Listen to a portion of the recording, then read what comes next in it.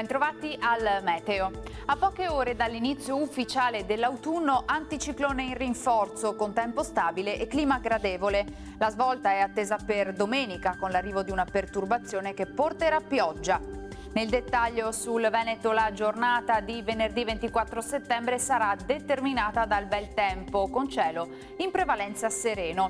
Non si escludono tuttavia locali riduzioni della visibilità in pianura e nubi basse anche in alcune valli prealpine al primo mattino.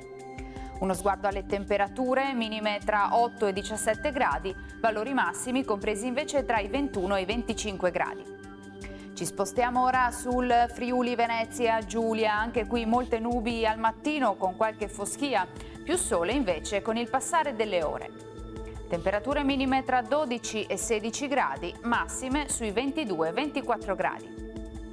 Infine ci spostiamo sul Trentino Alto Adige, dove avremo un ampio soleggiamento, cielo sereno o velato un po' su tutti i settori della regione.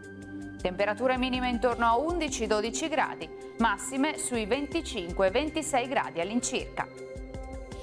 Dal meteo per ora è tutto, vi auguro come sempre un buon proseguimento in compagnia di Antenna 3.